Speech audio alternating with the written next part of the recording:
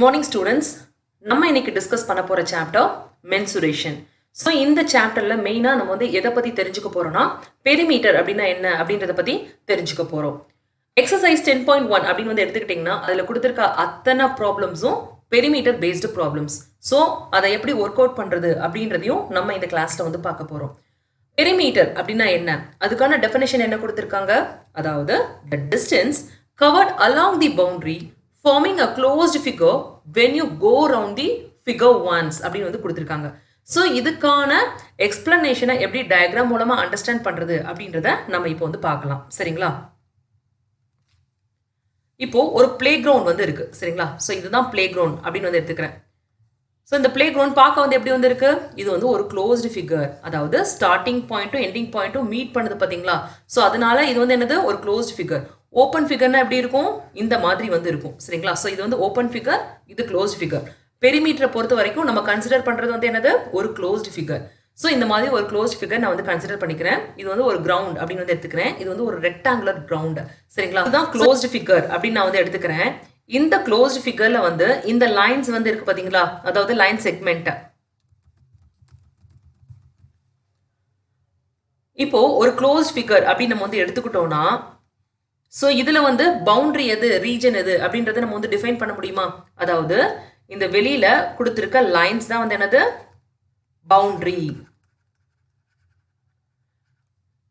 இந்த பவுண்டரிக்குள்ள இருக்க ஸ்பேஸ் இருக்கு பாத்தீங்களா, ஸோ இதை வந்து என்னன்னு சொல்லுவாங்க, ரீஜன் அப்படின்னு வந்து சொல்லுவாங்க.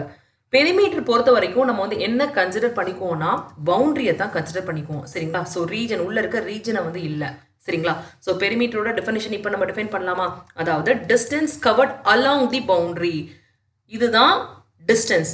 ஓகேங்களா, distance covered along the boundary forming a closed figure when you go round the figure once. இப்போ இந்த ஃபிகரை வந்து நீங்க வந்து ஒரு தடவை தான் ரவுண்ட் பண்ணி அந்த டிஸ்டன்ஸ் கால்குலேட் பண்றீங்களா, அதுதான் வந்து என்னது, பெரிமீட்டர். இதை திரும்பவும் வந்து நம்ம வந்து சுத்திக்கிட்டே வந்து இருக்கக்கூடாது. அதாவது ஒரு தடவை தான் நம்ம இதுக்கான டிஸ்டன்ஸை வந்து கம்ப்ளீட்டா வந்து கால்குலேட் பண்ணணும் அப்படின்னு தான் மீன் பண்ணியிருக்காங்க. ஓகேங்களா, ஸோ இப்போ வந்து பார்க்கலாமா, அதாவது the distance covered along the boundary forming a closed figure when you go around the figure once. சரிங்களா, ஸோ இந்த பெரிமீட்டர் கான்செப்ட் எங்கெல்லாம் நம்ம வந்து அப்ளை பண்ணுவோம்னா, இப்போ ஒரு ஃபார்மர் இருக்காரு, இப்போ அவரோட லேண்டுக்கு வந்து ஃபென்சிங்னா வேலி போடணும்னு வச்சுக்கோங்க. ஸோ அப்போ வந்து இந்த பெரிமீட்டர் அப்படின்ற கான்செப்ட் வந்து உதவும். அதே மாதிரி இப்போ ஒரு ஸ்போர்ட்ஸ்க்கு வந்து ஓடுறோம், ஒரு கிரவுண்ட்லேயே வந்து ஓடுறோம், அப்போ அந்த கிரவுண்டு எவ்வளோ அளவில் இருக்கு அப்படின்றப்போ வந்து அது வந்து பெரிமீட்டரை தான் வந்து குறிக்குது. சரிங்களா, ஸோ இந்த மாதிரி இதுக்கு வந்து நம்ம பெரிமீட்டரை வந்து அப்ளை பண்ணுறோம் நம்மளோட ரியல் லைஃப்ல. இப்போ பெரிமீட்டர் ஆஃப் ஃபிகர் எப்படி கால்குலேட் பண்றது அப்படின்றத வந்து பார்க்கலாம். க்ளோஸ்ட் ஃபிகர் வந்து கன்சிடர் பண்ணிக்கிறேன். ஸோ இந்த மாதிரி வந்து இருக்கு. ஓகேங்களா, ஸோ இதோட டைமென்ஷன்ஸ் என்ன அப்படின்னு வந்து பார்த்தோம்னா, இங்கே ஒரு 2 centimetre, 3 centimetre, 4 centimetre, 5 centimetre and 1 centimetre அப்படின்னு வந்து எடுத்துக்கிறேன். இப்போ இதோட பெரிமீட்டர், இந்த க்ளோஸ்டு ஃபிகரோட பெரிமீட்டர் கண்டுபிடிக்கிறது எப்படின்னு வந்து பார்த்தோம்னா, அதாவது எல்லா லென்த்தையும் நம்ம வந்து ஆட் பண்ணணும். அதுதான் வந்து இந்த ஃபிகரோட பெரிமீட்டருக்கு வந்து ஈக்குவல். ஸோ அது பண்ணுறதுக்கு முன்னாடி நான் வந்து இது வந்து வெர்டெக்ஸ் ஏ, இது B, C, D and E அப்படின்னு வந்து எடுத்துக்கிறேன். ஸோ தேர்ஃபோர் பெரிமீட்டர் வந்து எதுக்கு வந்து equal, perimeter is equal to AB plus BC plus CD plus DE plus AE. So இப்போ வேல்யூஸை சப்ஸ்டியூட் பண்ணுங்க. ஏபி அப்படின்றது 5 சென்டிமீட்டர், ஸோ 5 பிளஸ் இங்கே என்ன இருக்கு 1 சென்டிமீட்டர், சிடி 4 சென்டிமீட்டர், இடி 3 சென்டிமீட்டர் அண்ட் ஏஇ 2 சென்டிமீட்டர். சரிங்களா, ஸோ இப்போ இதெல்லாமே ஆட் பண்ணலாமா, 5 plus 1 6, 6 plus 4 10, 10 plus 3 13, 13 plus 2 15. So 15 போட்டுட்டு பெரிமீட்டர் அப்படின்னா வந்து அதோட யூனிட் அப்படின்றதையும் நம்ம வந்து மறக்காம வந்து எழுதணும். ஸோ இங்க வந்து என்ன யூனிட்ல வந்து கொடுத்துருக்காங்க, சென்டிமீட்டர்ல வந்து கொடுத்துருக்காங்க. So 15 centimetre. ஸோ இங்க கொடுத்துருக்க ஃபிகருக்கான பெரிமீட்டர் இப்படிதான் வந்து ஃபைண்ட் அவுட் பண்ணணும். சரிங்களா, நெக்ஸ்ட் நம்ம வந்து பார்க்க போறது ஒரு ரெகுலர் ஷேப்புக்கான பெரிமீட்டர் என்னவா இருக்கும், அதுக்கான ஃபார்முலா என்ன அப்படின்றத பத்தி நம்ம இப்போ வந்து பார்க்க போறோம். சரிங்களா, ஸோ நெக்ஸ்ட் வந்து என்னது, ஃபார்முலா ஆஃப் பெரிமீட்டர். நம்ம ஃபர்ஸ்ட் பார்க்க போற ஃபிகர் வந்து எடுத்துக்கிட்டோம்னா ஸ்கொயர். சரிங்களா, இப்போ ஸ்கொயர் அப்படின்னு வந்து எடுத்துக்கிட்டிங்கன்னா இது ஏபிசிடி அப்படின்னு வந்து போட்டுக்கிறேன். ஸ்கொயரோட ப்ராப்பர்ட்டிஸ் வந்து என்னது, அதாவது ஸ்கொயருக்கு வந்து பார்த்தீங்கன்னா எல்லா சைட்ஸும் ஈக்குவலாக வந்து இருக்கும் சரிங்களா.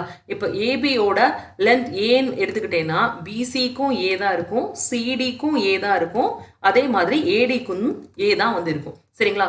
ஸோ இதுக்கான பெரிமீட்டர் வந்து எப்படி வந்து கால்குலேட் பண்ணுவீங்க, அதாவது ஏ plus A plus A plus A, 4 ஏ இருக்கு. So A plus A plus A plus A which gives 4a சரிங்களா.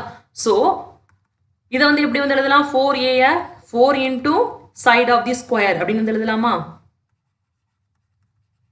இதை வந்து இப்படி ஜெனரிக்கா நம்ம வந்து எழுதிக்கலாம் சரிங்களா. So perimeter of the square வந்து எதுக்கு வந்து equal, 4 into side of the square வந்து ஈக்குவல். இப்போ நெக்ஸ்ட் நம்ம வந்து பார்க்க போறது perimeter of rectangle. So rectangle வந்து எடுத்துக்கிறேன். ஸோ ரெக்டாங்கிள் ஏபிசிடி வந்து எடுத்துக்கிறேன். இப்போ ஏபி ஓட லென்த் இதை வந்து எல் அப்படின்னு வந்து எடுத்துக்கிறேன். அதாவது இது வந்து லென்த்தை வந்து குறிக்குது, லென்த் ஆஃப் ரெக்டாங்கிளை வந்து குறிக்குது. அதே மாதிரி பிசி அப்படின்றது வந்து என்னது, பி பிரெத் ஆஃப் தி ரெக்டாங்கிளை வந்து குறிக்குது. இப்போ ரெக்டாங்கிள் அப்படின்னு வந்து எடுத்திருக்கோம் அப்படின்னா என்ன அர்த்தம், ஏபி சைட் லென்த் வந்து எதுக்கு வந்து ஈக்குவல், சிடி சைட் லென்த் வந்து ஈக்குவல். அதாவது சிடியும் வந்து எல்க்கு தான் ஈக்குவல்.